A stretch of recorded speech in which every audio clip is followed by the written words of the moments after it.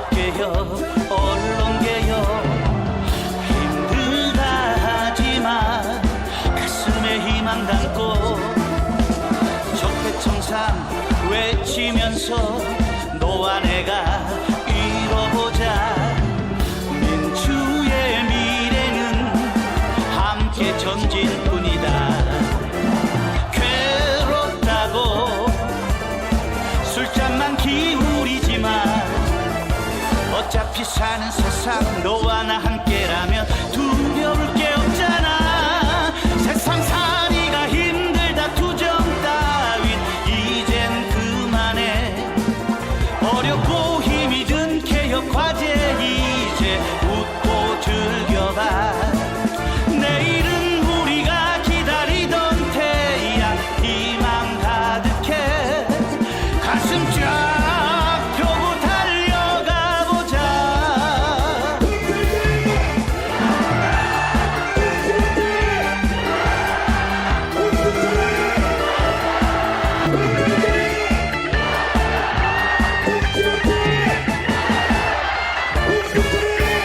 한세 달려든다. 기레기도 달려든다. 거짓은 잠시뿐 정의는 살아있다. 한세 무섭더냐. 기레기가 두렵더냐. 적폐는 막아도 포기는 절대 못한다. 괴롭다고 술잔만 기울이지만 어차피 사는 세상 너와 나 함께라면 두려울 게 없잖아. 세상살이가 힘들다 투정 따윈 이젠 그만해. 어렵고 힘이 든 개혁 과제 이제 웃고 즐겨봐. 내일은 우리가 기다리던 태양 희망 가득해. 가슴 쫙 펴고 달려가 보자. 세상살이가 힘들다 투정 따윈 이젠 그만해. 어렵고 힘이 든 개혁 과제 이제 웃고 즐겨봐. 내일은 우리가 기다리던 태양 희망 가득해. 가슴 쫙 펴고 달려가 보자.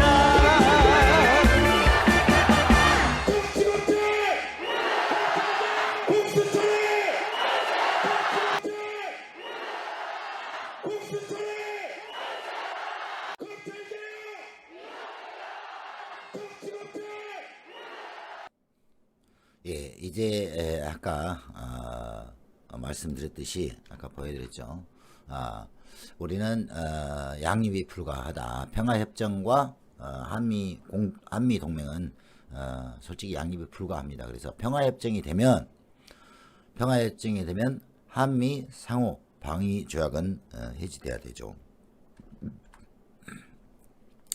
자, 그러면 요즘에 최근 들어서 한번 상황을 봅시다. 우리가 어떻게 됐는가. 여러분도 잘 알다시피, 여러분도 잘 알잖아요. 이거 보시면 기분이 좋아요. 저 잠깐만 3분만 1분만 20초만 좀 감상을 해보게요.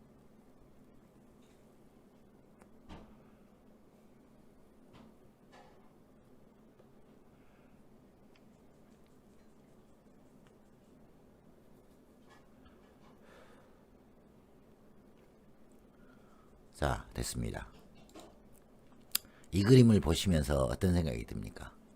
이 사진을 보시면서 기쁘죠? 정말 이때 우리들 마음속에 곧 통일이 올 것 같은 그런 기대와 희망에 부풀었던 적이 있죠. 그죠? 이미 우리는 이러한 것을 경험을 해봤습니다. 우리가 충분히 통일이 될 수 있고 충분히 평화로 갈 수 있다라는 것을 우리가 간접적으로 경험을 했던 겁니다. 자, 평화협정을 넘어서 제가 또 항시 말씀드린 것처럼 평화통일에 가장 먼저 가야 될 첫걸음이 뭐라 그랬습니까? 종전협정이라 그랬죠. 종전선언이 돼야 되고요. 두 번째, 그 다음에 종전선언에 이은 종전선언은 평화협정을 가지는 겁니다. 근데 이 평화협정을 넘어서 제가 또 말했죠. 북미 수교, 북한 송출 데이터가 손실이 감지돼. 잠깐만 좀 기다리겠습니다. 비트레이트를 아닌데요. 방폭 안 돼 있는데 지금 안 들어갑니까? 방폭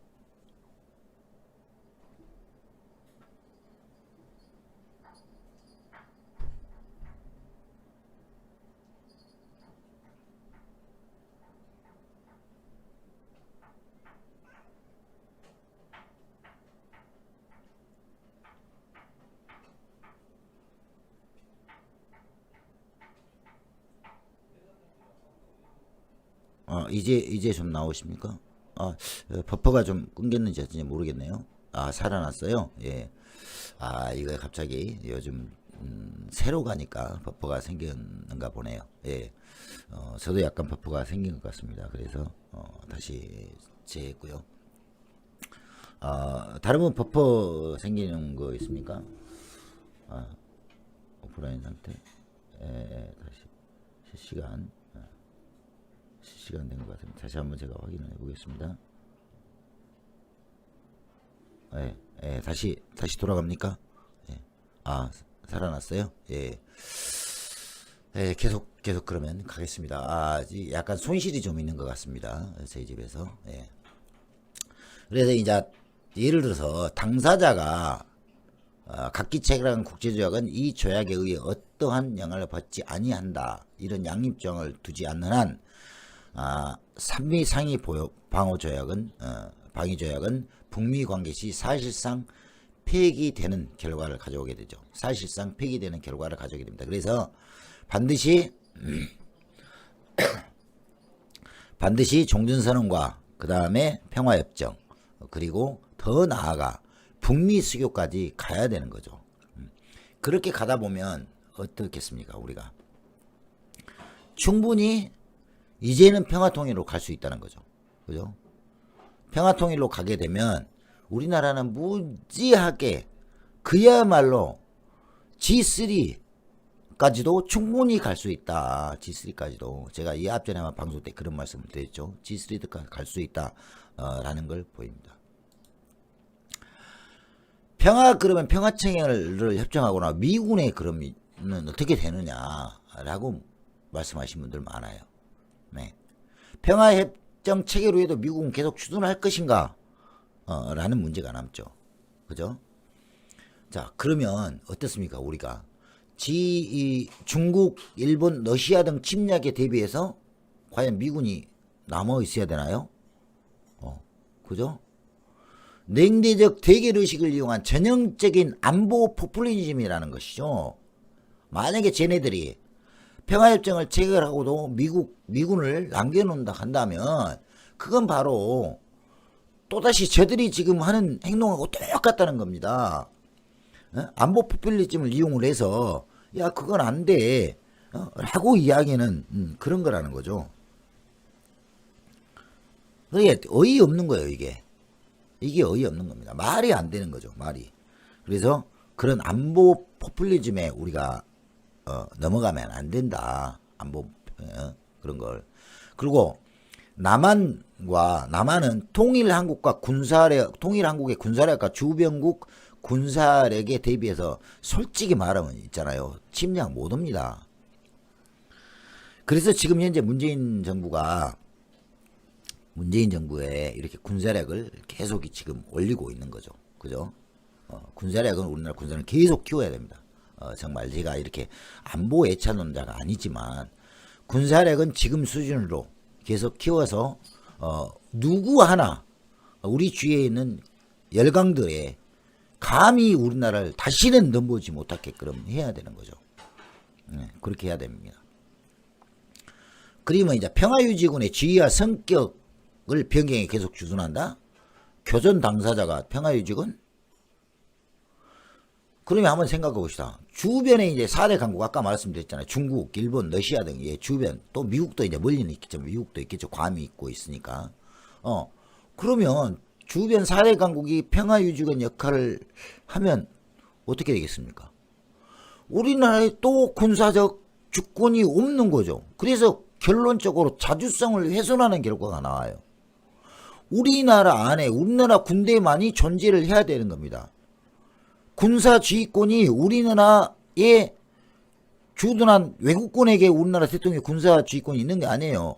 그리고 우리나라 군사력이 높기 때문에 외국군이 우리나라에 주둔할 이유가 없는 겁니다. 그죠? 그래서 평화유지군이라는 자체가 필요 없어요. 평화유지군은 저기 예를 들어서 저 아랍권에서 지금 전쟁이 있나고 예를 들어서 동족 간에 분쟁이 지어지고 내전이 일어났을 경우에 그걸 중지시키기 위해서 평화를 유지하기 위해서 말 그대로 평화유지군으로 가는 겁니다. 그런데 우리나라가 북과 종전선을 이루고 평화협정을 맺고 또 북미 간 예를 들어 수교가 됐다고 생각해 봅시다. 물론 통일 이전에. 그러면 우리나라가 지금 뭐 내전이 있는 상태입니까? 아니면 뭐란 상태입니까? 그러면 평화유지군도 있을 이유가 없는 거죠. 평화유지군이 우리나라에 있다는 자체가 뭐냐면 우리나라 주권을 침해하는 거죠. 즉 군사적인 독립을 할 수 없다는 겁니다. 즉 자주성을 훼손한다는 거예요. 그죠? 미국이 바라는 것은 우리 대한민국이 이제 밑에 나오겠습니다만은 동북아 균형자론을 내세우는 겁니다. 근데 우리나라가 과연 동북아 균형자가 될 수 있을까? 우리나라 충분합니다. 우리나라 방위비용 높으면요 충분하다고 저는 감히 말씀을 드립니다. 누가 섣불리 건들지 못하는 나라가 되면 지금도 그렇습니다만은 그런 나라가 이제 KF-X까지 다 개발이 되고 하게 되면 양산 제목포까지 양산지대가 들어가고 오면 감히 우리나라를 누가 할 수 없죠. 그러면 우리나라 균형자가 될 수 있는 겁니다. 동맹에 의한 냉전적 사고방식은 버려야 되죠. 그리고 한미일 대 북중러의 대결 연장이라는 건 있을 수가 없습니다. 네. 그리고 미국은 동맹의 주축으로 이미 균형자 위상을 지니고 있지 않아요. 왜? 남북 간의 평화협정이 체결되고 북미 간의 수교가 이루어지면은 이미 그 미국이라는 나라가 동북아의 균형자 위상이 없어지는 겁니다. 왜? 우리나라에서 나가야 되잖아요. 나가라게 하죠. 네. 그래서 한국이 동북아의 균형자로서 씁니다. 즉 미국을 대신해서 우리나라가 동북아 균형자로 우뚝 설 수 있는 계기가 된다는 겁니다. 네. 그게 맞는 거죠. 그래서 이제 나토의 동진 이제 이런 걸 또 예를 들 수 있어요. 나토 동맹국 있잖아요. 나토 동맹국의 동진이다. 이제 그런 게 동쪽으로 확장을 하는 거죠. 냉전 종식 후 그러니까 소련이 붕괴되고 이제 냉전이 됐죠. 냉전이 되고 더군다나 독일은 동독과 서독으로 나누어 있었는데 이게 이제 통일이 되어 버렸어. 통일이 됐어요. 그래서 그럼에도 불구하고 독일 통일은 어땠습니까? 나토의 가입, 즉 잔류가 허용이 됐어요. 네. 그러면 지금 우리나라가 똑같이 통일 독일처럼 우리가 통일됐어. 그러면 어떻습니까? 우리나라는 이제 단독적으로 일어설 수 있는 거죠. 그죠? 그렇게 되는 거예요. 자, 소련은 2+4 등 회의체를 통해 최종적으로 통일 독일의 나토 잔류를 허용했어요. 예. 그리고 나토 관할지는 동쪽을 향해 1인치도 이종하지 않을 것이라고 미국 국무장관하고 베이커 미국 국무장관이 약속을 했습니다. 통일 독일이 핵무기 등을 사용하지 않는다는 2+4 합의 등이 주요했죠. 그러나 어떻게 됐습니까? 구소련제까지 나토가 진출하게 되는 나토 동진의 단초를 제공했죠. 현 시기에 있어서 유럽의 냉전시대와는 다를 바 없는 미러 간의 대결이 그 원인이 되고 있습니다. 그러니까 쉽게 말하면 여기서 하는 말은 똑같이 미러 간의 대결 또는 미중 간의 대결이 이렇게 전개되잖아요. 예, 전개되면 전개되면 우리나라도 어떻습니까? 우리나라도 자체적으로 물론 미국의 군사적 힘을 빌리지 않지만은 자유민주 진영 측에 그 역할을 우리나라가 동북아에서는 해야 되겠죠. 네. 그런데 미국의 힘을 빌리지 않고 통일 독일처럼 이렇게 돼야 됩니다. 예, 그 사건 있다고 그랬습니다. 근데 이제 그 사건도 좀 비슷해요. 우리나라 신탁 통치할 때 언론이 신탁 통치가 들어갈 때 반탁 운동, 신탁 운동 했지 않습니까? 그때도 어느 모 매체가 해서 이런 경우가 있죠. 이게 이제 시대는 어떻게 바꿔질지 몰라요. 저희가 남북한이 종전선언하고 예를 들어서 종전선언을 외치고 또 남북 간의 평화협정을 체결됨으로써 어느 순간 통일 독일처럼 통일이 될 수도 있는 거예요. 흡수통일이 아니라 그야말로 평화통일이 될 수 있는 거예요. 평화통일이.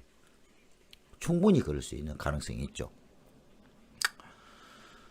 자, 미국과 문재인 정권의 주장대로 한반도 평화체제 구축화 통일 후에도 주간 미군이 잔류하고 한미 동맹이 유지된다면 미국의 대중 대러 전초 기준으로서의 한반도 역할이 확장될 수도 있죠. 네. 그래서 통일 도국의 나토 잔류는 어떻게 생각합니까? 한반도에 지금 우리에게 닥칠 문제하고 가지는 그 시사점이 매우 크죠. 거의 같다는 거예요. 통일 독일이 그랬듯이 우리나라가 통일되면 또 똑같이 그런 것이 있을 수 있다라는 거죠. 생각을 해봐요. 그러면 여기서 이제 주한 미군의 주둔 비용을 또 한번 봅시다. 우리나라도 좀 그랬으면 좋겠어요. 갑자기 해갖고 통일돼가지고 그런 일이 있었으면 좋겠습니다. 우리나라도 그게 기대입니다. 이게 이제 글자가 좀 적어서 제가 모니터 화면으로 보여드리겠습니다. 제가 자료를 좀 이렇게 많이 찾아봤어요. 자, 이걸 보시면 제가 이제 좀 그래도 적으니까 좀 잘 안 보이실 거예요.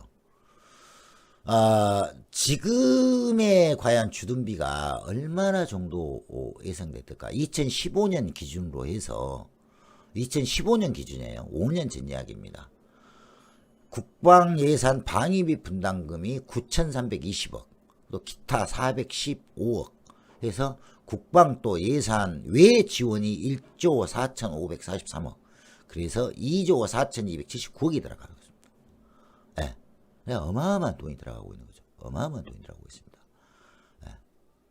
약 44억 6,420만, 그러니까 약 5조 2천억 원이 지금 들어가고 있는 거죠. 그죠? 주한미군 주둔 비용이요. 주한미군 주둔 비용이 약 5조 2천억 원이 들어가고 있었습니다. 어마어마한 돈이죠. 어마어마한 돈입니다. 간접 지원비까지 여기에 이제 더하죠. 아까쯤에 우리 조중동이 짓네요. 좀 정리 좀 시켜야 되는데. 직접 지원이 2조 4,279억, 그리고 간접 지원이 또 9,590억. 그래서 그때만 해도 2015년 기준으로 해서는 약 3조 3,869억이 나갑니다. 그러니까 이 돈이 제가 지난번에 한번 말씀드렸어요. 우리나라 방위비 부담 갖고만 해도요, 우리나라가 대학생들 무상교육 시킬 수 있고요, 전국민 의료보험, 무료 의료보험을 시행할 수 있습니다. 여러분 생각해 보세요. 1년에 우리나라 국방비가 60조가 돼요. 60조. 내년이면. 60조면은요, 우리나라 전국민 의료 혜택을 볼 수 있습니다. 전국민 의료 혜택을. 안 그렇겠습니까? 전국에 있는 대학생들 다 무료로 학교 공짜로 다닐 수 있어요. 60조면 어마어마한 돈입니다. 그래서 우리는 그 많은 돈을 지금 어떻습니까? 날리고 있는 거예요. 날리고. 이 전쟁 위험 때문에 날리고 있는 거예요.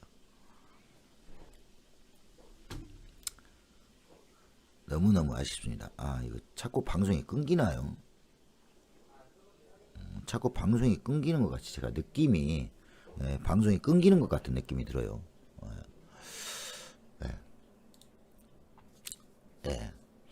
그래서 문재인 케어도 훌륭하죠. 이제 우리나라가 그러면 우리나라 이렇게 방위비가 높은데 과연 GDP 수준은 어떻게 될 것인가?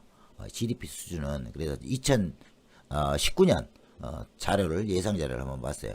그랬더니 2020년 2021년에 가서는 우리나라가 약 3만 9천 불 정도 될 것 같고요. 2022년도에는 4만 불. 그 다음에 2023년도에는 약 한 4만 1천 불. 그래서 2023년도가 되면은 저희가 일본을 따라잡죠. 일본을 따라잡습니다. 여기 보시는 것처럼 일본을 따라잡게 돼요. 일본은 이제 우리한테 잽이 안 되죠. 잽이. 2013년.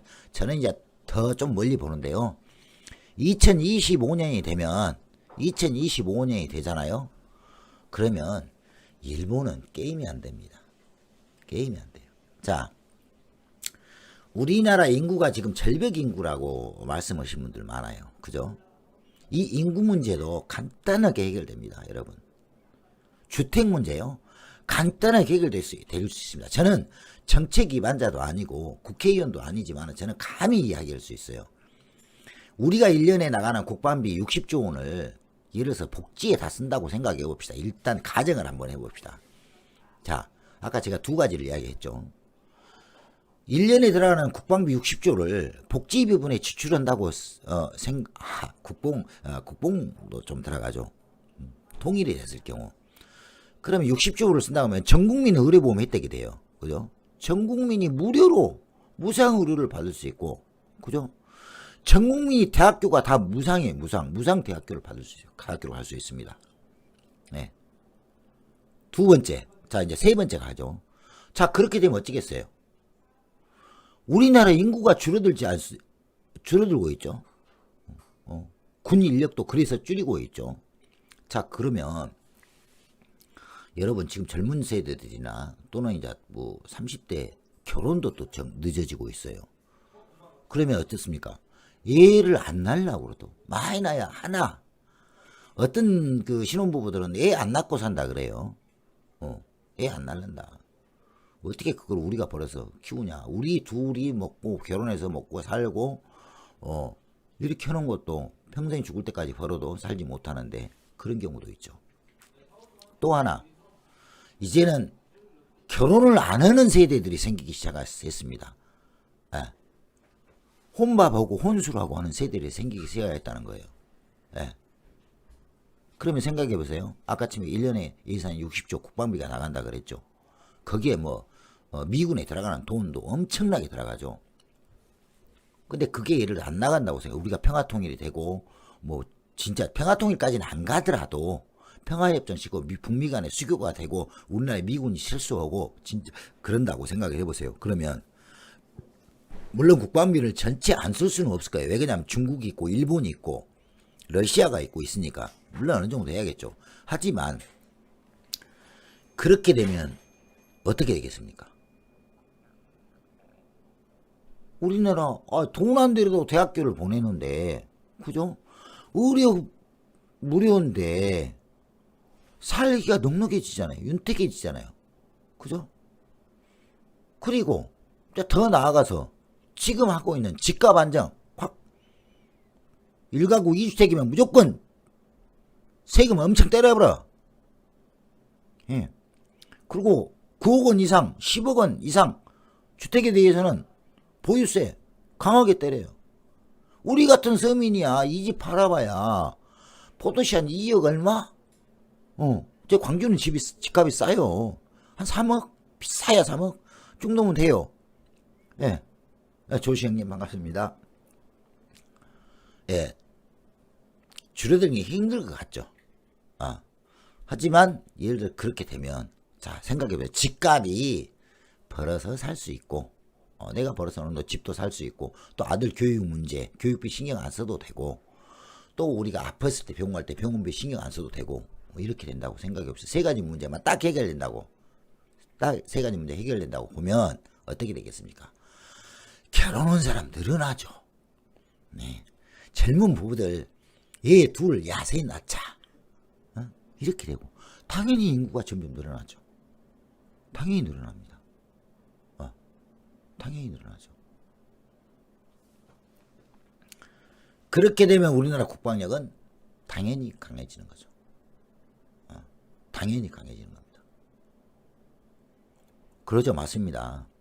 국방비가 더 이상 늘어나는 것은 우리 국민에게 짐을 지우는 거예요. 근데 예를 들어서 이제 가만히 생각해 봅시다. 우리가 GDP가 계속 상승해. GDP가. 그러면 예를 들어 국방비가 예를 들어 뭐 쉽게 설명을 하면 우리가 국민 GDP의 5%가 국방비로 나간다. 예를 들어 뭐 3% 나간다. 이런다고 생각을 해봐요. 그러면 그 퍼센트만 그대로 갖고 가도 된다는 겁니다. 우리는 경제 성장하면서 계속 GDP 수준이 올라가기 때문에 국방비는 이제 지금의 수준은 좀 무리죠. 지금의 수준은. 이게 돈으로 보면 60조야. 어마어마하게 큰 돈이죠. 근데 예를 들어서 우리나라가 국민 평균 인당 소득이 지금 한 3만 불 되는데 한 우리가 3만 불이 아니라 한 6만 불 갔다고 생각해봐요. 우리가 6만 불 갔다고 생각해봐요. 6만 불 갔는데 지금의 국방위가 우리 뭐 GDP의 한 3% 5% 이렇게 한다. 5% 정도 간다라고 해서 지금 60조다. 그러면 똑같이 6만 불 할 때도 똑같이 50% 간다 라고 하면 어떻겠습니까? 국방비가 똑같이 그때도 똑같이 우리나라가 6만 불이 됐을 때도 국방비가 똑같이 5%다 하면 지금은 60조지만 우리가 GDP가 2배로 상승했을 경우는 국방비도 똑같은 5%지만 60조에서 이제 120조 늘어나는 거죠. 그래서 퍼센테이지 국방비 비율을 몇 프로로 하느냐, 총 금액이 중요한 게 아니라 우리 국민의 GDP 대비 국방비가 차지하는 비율이 얼마냐, 이걸 정확히 결정하는 게 중요한 거죠. 지금은 이제 저희가 왜 문재인 정부의 국방 선진화 막 국방력을 높이는 걸 제가 반대를 하지 않느냐면요, 일단 지금 우리가 기초를 마련을 해야 돼요. 사실은 그동안 너무너무 방산비로 빼먹어가지고 그렇지 않습니까? 방산비리를 저질러서 진짜 한 100억 투자하면 그게 진짜 거짓말 아니라, 내가 거짓말은 아니고 내가 조금 더 뻥을 더 하면 거의 절반은 방산비로 다 떨어져 나갔을 것 같아. 내가 보기에는 그랬던 것 같아요. 뭐 40억짜리 쏘나 어군 탐지기 몇 억짜리 어군 탐지기 갖다 물속에 채였고, 그렇죠. 국방비리. 그 옛날에 나 웃긴 게 뭐냐면요, 4대강 만들어가지고 하면서 여러분 저 기억이 나요? 로봇 물고기 기억납니까? 로봇 물고기. 그 로봇 물고기가 4대강에서 이렇게 힘주고 댕기기만 해도 정화가 된대. 잘 우리나라 사람들은 왜 그렇게 순진한지 모르겠어요. 왜 그렇게 순진한지 진짜. 그걸 또 믿어. 로봇 물고기가 물속에 수영치고 댕기면 물이 정화가 된대요. 우리나라 사람이 순진해요. 그런 거 보면 참 순진합니다. 또라이죠, 또라이. 진짜 그 개 또라이가 대통령으로 앉아가지고, 이게 또라이가 또 하는 행동이 하나가 있습니다. 자나깨나무님, 제가 설명을 해드릴게요. 자, 이제 기억이 막 나는데, 명박이가 하나 또 잘한 게 있습니다. 저는 이제 그걸 잘했다고 생각을 해. 이후에 어찌됐든 명박이가 잘한 건 하나 있다. 하나 있어요. 뭔지 아세요? 한번 맞춰보세요. 명박이가 잘한 건 딱 하나 있어요. 맞춰보세요. 아시는 분 댓글. 제가 그러면 제가 그분한테 커피 아메리카노 쏘겠습니다. 제 전화번호 있으니까 그 나중에 당첨되신 분들 저한테 문자 주세요. 제가 커피 아메리카노 쏘겠습니다. 모르세요? 명박이가 잘했던 거 딱 한 가지. 모르시구나. 어떤 이유에서든 제가 보는 관점에 있어서 잘한 건 딱 하나 있어요.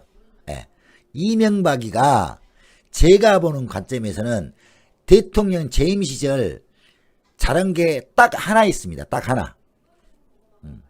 제 보는 제 시각에서 딱 하나. 지역 감정이요? 아닌데요. 틀렸습니다. 그건 아니에요. 예. 딱 하나. 제가 보는 시각에서 이명박이가 재임 시절 잘했던 것은 딱 한 가지 있어요. 한 가지. 그 한 가지가 뭐겠습니까? 교통카드? 아닌데요. 교통카드 아니에요. 그런 거 아닙니다. 제가 10초 드리겠어요. 10초. 사기친 거요.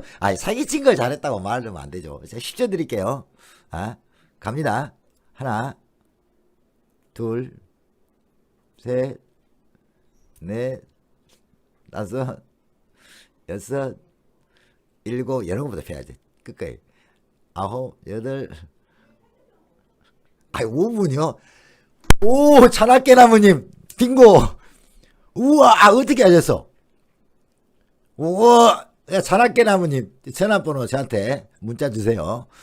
제가 바로 아메리카노 방송 끝나는 대로 바로 쏘겠습니다. 야. 이명박이가 잘했던 거 하나 중에 유일하게 제가 생각한 게 국가 수반이 독도를 전격적으로 방문해버린 거예요. 헬기를 타고 가버렸잖아요. 예. 그때 어땠습니까? 쪽발이 새끼들 뒤집어져 버렸죠. 뒤집어져 버려. 예. 뒤집어져 버렸어요. 뒤집어져 버려. 야, 우리 찬학깨나무님 오늘 공부 100점 주고 제가 커피 아메리카노까지 하나 사겠습니다. 세미따로님, 세미따로님 잘못 못 치는데 아메리카노 마시면 더 잘못 쳐. 예, 아무튼 제가 여기 댓글창에 이 방송 끝나고 댓글창에 제 전화번호를 남겨놓겠습니다. 없으면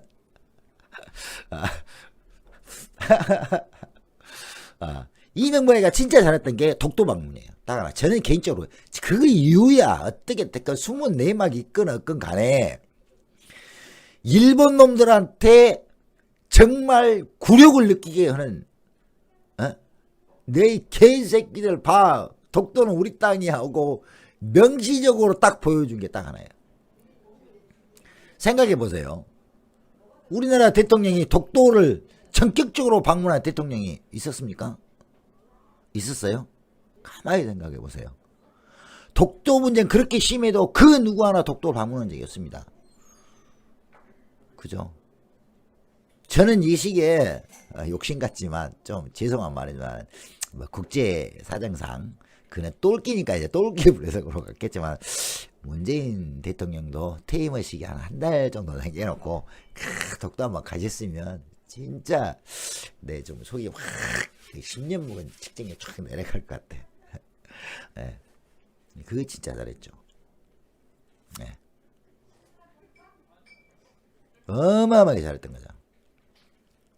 자, 이제 두 번째 또 시원한 것은 너무 두 번째 시원한 것도 여러 개 많이 있죠. 이용환이 아유 그랬습니다. 예. 자, 우리나라가 그 정도로 간다. 그 정도 간다. 그냥 이건 이제 너무 길어서 제가 이제 자료만 보여드리려고 그랬습니다. 이게 이제 이게 원래 자료들이 전부 다 지금 제가 지금 후반부에 이렇게 하고 있는 자료들은 전부 다 어디서 도움을 받았냐면요. 평통사라는 곳에서 제가 도움을 받았습니다. 평화 통일을 하는 제가 이제 그쪽 회원이기도 한데요. 평통사에서 제가 그 책이 어디 있을 건데. 평통사에서 제가 자료를 좀 많이 받았습니다. 그래서 제가 아는 것도 있지만 평통사에서 하는 걸 자료를 만들어서 하고 있습니다. 그래서 제 편집에서 올린 거 보면 평통사 그 첫 장면에 평통사가 올라가지 않습니까? 그런 게 돼요. 자, 주한미군 주둔비용 지원 현황 비교를 이렇게 보시면요. 일단 아까 여기 잠깐만 간단하게 설명을 좀 드릴게요. 자, 이게 이제 그 2015년 기준인데요. 주한미군 주둔비용 지원 현황을 비교를 한번 보겠습니다. 지속적 비용이 있고 한시적 비용이 있죠. 지속적 비용에서는 직접 지원과 간접 지원으로 나눠지고요. 또 직접 지원은 국방예산과 국방예산 외 지원으로 나눠지는데 여기에 이제 방위분담이 제위에 있죠. 방위분담은 소개. 근데 여기를 보시면 통신선, 연합, 시포체계 사용비, 카투사 병력 지원, 기지 주변 정비비, 그 쉽게 말하면 탄약고 정비비, 부동산 지원, 또 기지 주변에 뭐 도로 평택 또 공무상 집행 피해 배상 이거 다 들어가 있어요. 그리고 이제 간접 비용에서도 보시면 무상 공여 토지 임대료, 뭐 카투사 기회비용, 훈련장 사용비용, 미국 탄약 저장 시설비, 또 이제 면제 또 감면이 있어요. 면제 감면. 여러분 면제 감면이 있어요. 자, 관세, 내국세, 지방세, 석유 수입 및 판매 관련 세금이 전체 면제가 됩니다. 그것만 있습니까? 상하수도료, 전기료, 가스 사용료, 전화통신료도 다 감면이 됩니다. 그리고 도로, 항만, 공항, 철도 이용료도 면제예요. 네. 이것만 있느냐? 그럼 한시적 비용에서 직접 지원, 한시적 비용 중에 직접 지원 또 국방 예산이 있겠죠. 기지 이전 특별협정을 체결함으로써 또 그 돈이 나가죠. 예. 반환기지 토형 오염 청화 작업도 또 돈이 나갑니다. 그죠? 또 반환 공여구역 토지 매입을 해야 되는데 그 돈도 또 나갑니다. 그러니까 수도 없는 돈이 이렇게 나가는 거예요. 수도 없는 돈이 수도 없는 돈이 나갑니다. 방위비 분담이요. 미국이 2019년에 적용될 방위비 분담이 12억 달러였어요. 1조 3,566억이었어요. 예. 그랬죠? 근데 10억 달러, 1조 1,305를 요구했죠. 그 다음에 12억 달러, 2018년도에. 2018년도보다 약 41.3%나 증액된 액수였습니다. 10억 달러를 기준으로 해서 봤을 때도 17%, 거의 18%. 예. 제가 이제 여기서 정확히 여러분 좀 열 좀 받으셔야 돼. 이런 것에 관해서는 여러분들이 좀 열을 받으셔야 돼. 열을 받으시라고 제가 이걸 따왔어요. 자, 보세요. 방위비 분담금은 지금까지 너무 많이 책정되어 지출이 완료되지 못한, 이 글자가 빠졌네요. 제가 오타 놨습니다. 완료되지 못한 금액이 9,830억입니다. 이 9,380억이 지출이 완료되지 못했어요. 우리 방위비 분담금을 줬는데 9,830억이 지출이 안 됐습니다. 거기에 이 지출 내역이 보면 군사건설비 3,292억 원, 그리고 협정경과 예산 편성의 그 차계 누액 5,570억, 그리고 불용액 쓰지 못하고 남는 금액이 968억 해서 총 1조 가까운 돈이 남았어요. 쓰지 못하고 남은 돈이 우리가 방위비 분담 중에서도 미국한테 줬던 방위비 분담 중에서 약 1조를 못 쓰고 있었어요. 그죠? 또 미국이 미군 기지 이전 비용으로 전용하기 위한 방위 분담금 있죠? 군사건설비 불법적으로 빼돌린 거. 이 돈을 빼돌려 갖고 또 이자 놀이를 했어, 이 새끼들이. 예. 그 이자 수익이 얼마냐? 3천억이에요. 3천억, 여러분. 예.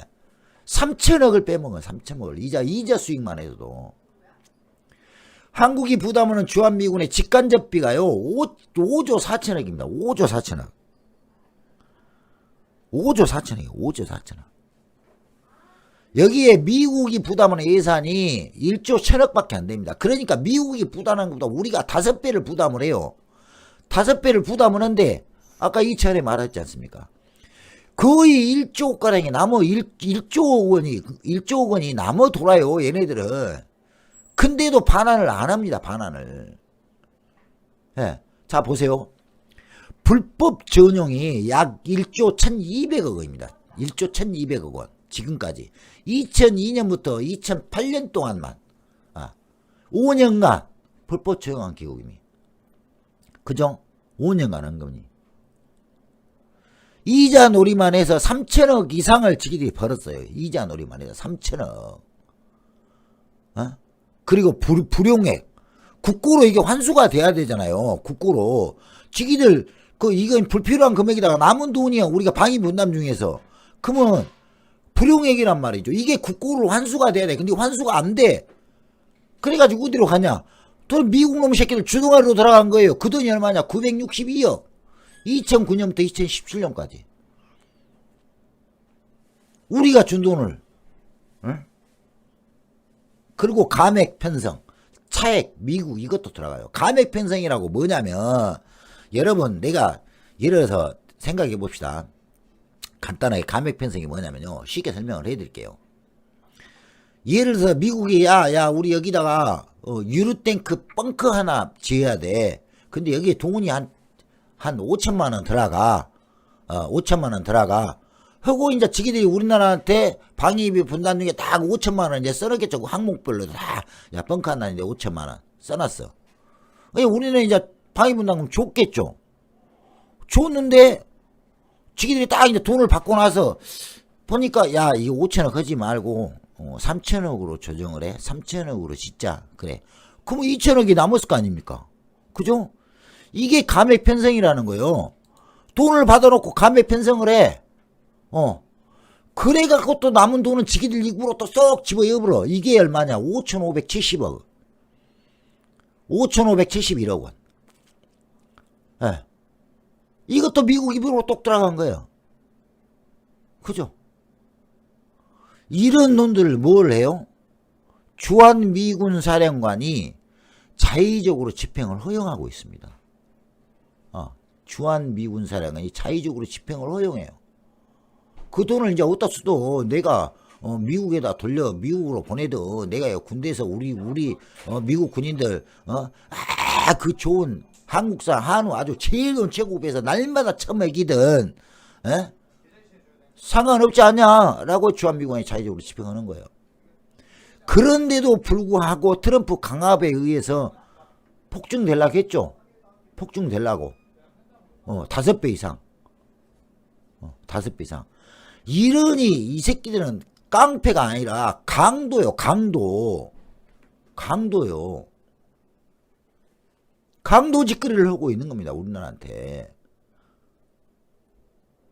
그게 아까 말한 길게 가면 약소국의 서름이 약소국에. 그리고 상위 한미 상호 방위조약 소파 개정 한미 합의 의사록.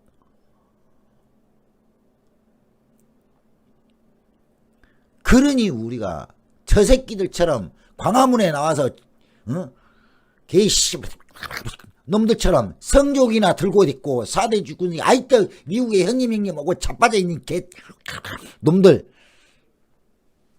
그거 보면 내가 열이 안 받겠어요. 그러니까 열이 받지.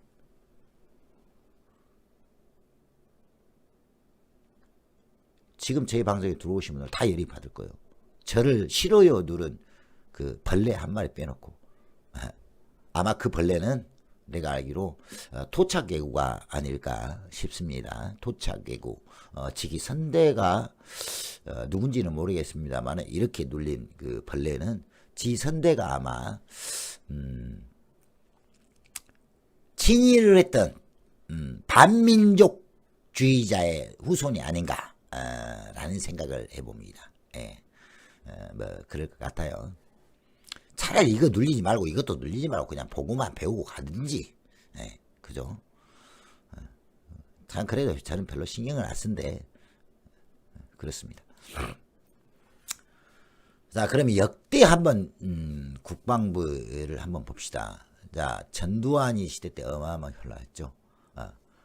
어마어마하고 노태우 때도 엄청 올라있고 뭐 군 출신들이니까 군 출신을 꽤 많이 올렸겠죠. 네. 그렇습니다. 그리고 김영삼 예. 그래서요. 예. 다시 해서 반갑습니다. 그리고 김영삼 정부 때도 역시 마찬가지로 국방비 지출이 많았죠. 자, 국방비 지출이 가장 적었을 때가 김대중 대통령 시대였습니다. 근데 이제 김대중 대통령 시대는 그럴 수밖에 없는 게 여러분 그 IMF가 일어났지 않습니까? 속된 말로 전 정권들이 다 싸질러 놓은 것을 진짜 김대중 때 아주 어쩔 수 없이 아주 그러죠. IMF 자금 받고 이렇게 해서 헌이라 국방비 지출이 이렇게 좀 떨어졌던 것이고요. 그래서 다시 노무현 대통령 돼 와서 다시 국방비가 정상 궤도를 잡고, 이명박이 때는 워낙 국방비를 줄여서 사대강을 한다고 해가지고 거기서 돈을 허찬나게 빼쳐먹었죠. 예. 다스는 누구 겁니까? 이제 결론 났죠. 박근혜 때도 마찬가지예요. 다 국방비를 줄였으면서 엉뚱한 곳에 다 날렸죠. 문재인 정부 들에서 다시 이제 예전으로 이렇게 복귀가 지금 되고 있습니다. 그래서 18년부터 22년까지 국방 중기 계획 국방비 평균 증가율이 5.3%였는데요. 19년부터 23년까지는 평균 중간에 7.5%, 지금은 약간 좀 늘어가고 있습니다. 이게 이제 좋은 현상은 아니에요. 사실은 국방비를 좀 줄여서 나가야 되는데 지금 좋은 현상은 아닙니다. 사실은 저도. 그래서 국방비를 가급적이면 줄이고, 그 국방비 줄인 돈으로 우리나라의 복지 예산 쪽에 많이 이렇게 가야 되는데도 불구하고 지금 국방비가 늘어나고 있는, 비율적으로 늘어나고 있는 거죠.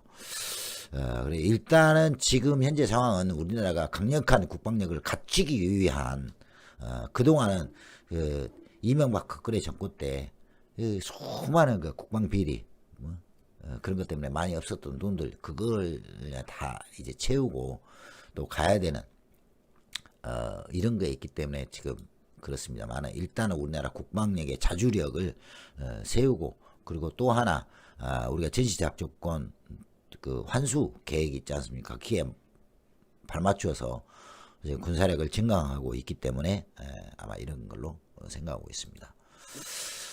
예, 그리고 우리가 방위력 개선 분야에 이제 방위에 대해서 이제 점점 제가 이제 좀 설명을 나중에 또 한번 준비를 할 건데요. 이제 저는 사실은 이제 국방력을 좀 튼튼히 해야 한다는 그런 주장 쪽의 사람입니다. 그러기 위해서 국방비가 너무 많이 드는 건 바라지 않지만 그래도 좀 해서 확고한 국방력을 마련할 때까지는 좀 투자를 해야 되지 않냐라는 생각을 갖고 있습니다. 그리고 2019년부터 23년까지 중기 계획 분야별 작성 중점으로 보면요, 방위력 개선 분야에 총 94조 1,000억 원 정도 듭니다.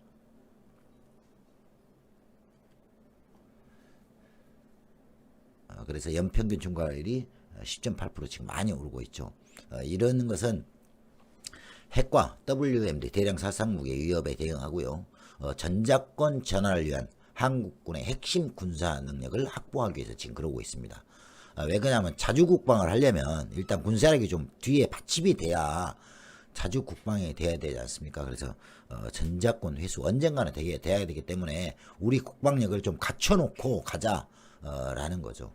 지금은 이제 이 국방비가 그렇게 많이 들어가더라도 옛날처럼 방산비리가 터지지만 않으면 그렇게 나쁘지는 않다고 생각하는데요. 일단은 이런 것들로 인해서 점점 늘어나고 있습니다. 그리고 이제 좀 더 자세히 말하면 여기 이제 써지는 거 있죠. 2중 3죽 체계, 3중 체계라고 합니다. 1축 킬체인, 2축은 KAMD, 또 그다음에 3축은 이제 대량 응징 보복 체제에서 이렇게 하는데요. 우리가 이제 보통 대량 응징 보복 체제라고 하면 여러분 잘 아시듯이 우리나라가 전략이 군사력 전략이 나중에라도 주한미군이 철수하고 유엔사가 해체되고 주한미군이 철수하게 되면 우리나라가 그 중국이나 러시아 또는 일본처럼 국방비를 쓸 수가 없잖아요.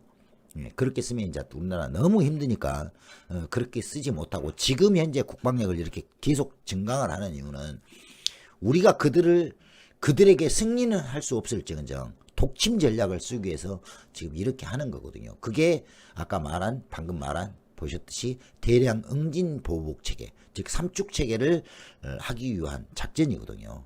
왜? 그래, 나 죽어도 좋아. 근데 너는 평생 불구로 만들어버릴 거야.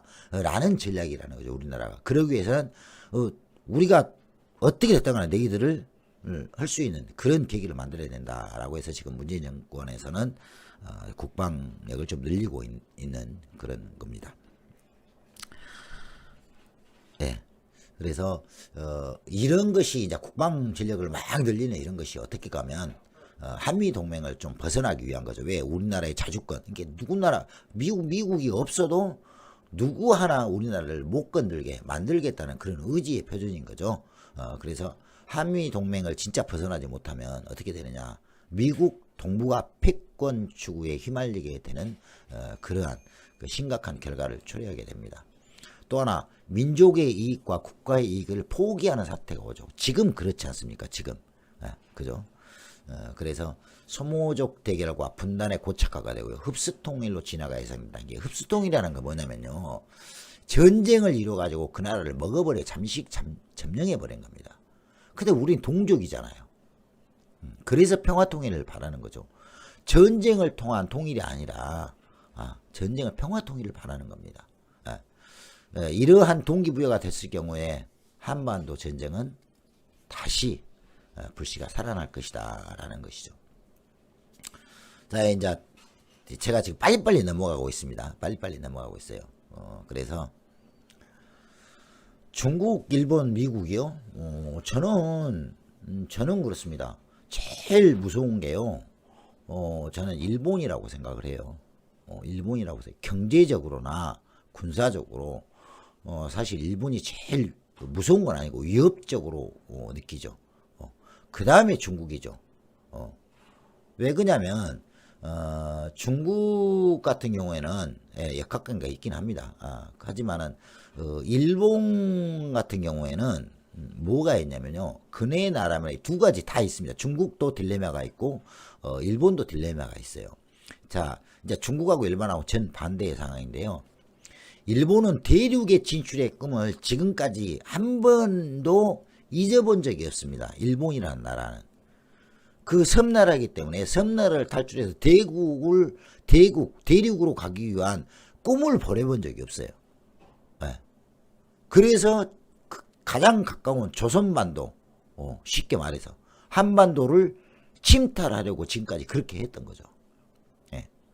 근데 또 하나 중국은 그러면 어떤 이유가 있냐? 중국은 대륙에 속해 있는데, 근데 중국은요, 여러분 보세요. 중국 상상해 보세요. 한국하고 중국에 막혀서 나중에 지도를 좀 보시면 알겠지만 한국의 중국은 동해로 진출이 쉽지 않습니다. 그래서 중국은 어찌냐? 저기 그 원산항이죠. 원산항 위쪽에 나진까지 중국이 그 미국과 한때 그런 일들이 밝혀졌지 않습니까? 분할 점령. 북한의 유사시에 분할 점령한다는 계획을 갖고 있었어요. 그죠?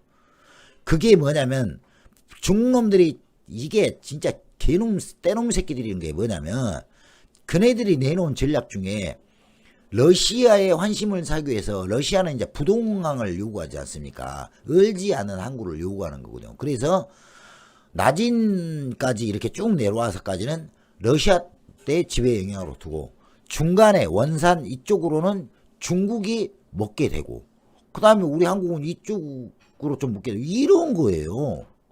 지기들이 우리나라 갖고 나눠 먹겠대 미국하고. 그래 미국은 요만큼 먹고 우리는 요만큼 먹고 러시아는 요만큼 먹고 야 이렇게 해서 중국이 그렇게 한 거예요. 북한이 북한 유사시에 우리 이렇게 하자. 그게 중국도 해양으로 동해로 바로 진출할 수 있는 그런 길에 욕심을 낸다는 거죠. 중국도. 중국의 뭐 1대1로 에도 영향이 있고. 그러면 예를 들어서 그렇게 된다고 생각을 해봅시다. 그러면 우리나라가 블라디보스토크까지 연결되는 동해안 철도, 물류의 허브라는 그 철도가 중국 권한에 들어가게 되죠. 그런 쓰레기 같은 생각들을 하고 있어요. 그죠? 그렇게 되면 안 된다. 그리고 그래서 오늘 이제 마지막 페이지 여기까지. 오늘 마지막이 아니죠. 자, 8회의 마지막 부분 들어가겠습니다. 자, 그래서 군사적 독립을 위하여 뭐냐? 문제점과 이렇게 함께 이루어야 할 일들이 있죠. 그죠? 민주노총에서도요, 2018년 5월 3일 날 판문점 선언을 환영했던 환영했던 기자회견을 가졌습니다. 그래서 한미 동맹은 여러분 생각을 해보세요. 이 동맹을 맺는다는 것 자체는 평화를 위한 수단이지 그게 수단일 뿐이죠. 목적이 될 수는 없어요. 그죠? 그리고 한미 동맹이 왜 맺어졌냐? 전쟁을 하기 위해서 맺어진 건 아니잖아요. 그죠? 평화를 위한 수단입니다. 우리나라의 전쟁이 안 일어나고 평화를 위한 수단이에요. 근데 그 평화가 이루어지면 어때요? 한미 동맹은 아무 의미가 없는 거죠. 그래서 한미 상호 방위 조약도 또 소파 협정도 또 그의 부수적인 한미 합의 의사록도 다 폐기가 돼야 되는 거죠. 그리고 유엔사도 해체가 돼야 되고 주한미군도 해체가 돼야 되는 거죠. 그렇습니다. 자, 여기까지 해서 8부를 마치도록 하겠습니다. 또 잠시 휴식 시간을 갖고 제가 보니까 9부 정도에서 오늘 마무리를 될 것 같습니다. 그래서 대단한 막을 내릴 것 같은데요. 잠시 후에 9부를 시작하도록 하겠습니다. 9부 때 다시 뵙겠습니다.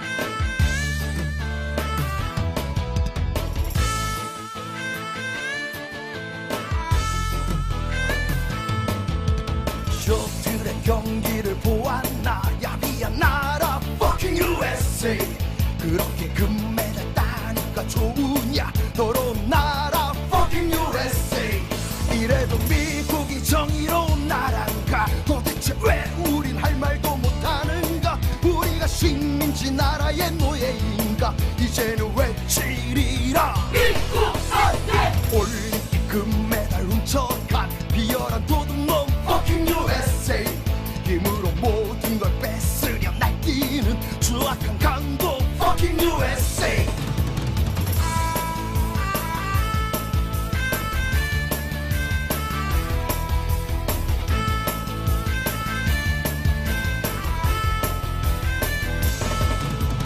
부시의 망발을 들었나 뻔뻔한 나라 fucking USA 북한은 전쟁 옆방 남한은 내정 간섭 깡패의 나라 fucking USA 아직도 미국이 아름다운 나라인가 아직도 북한이 죽여야 할 적인가 얼마나 더 당해야 정신을 차릴 건가 이제는 외치리라 미국 놈들 통일되면 두고 보자 당당한 나라 통일한국 민족의 힘으로 통일을 하리라 당당한 나라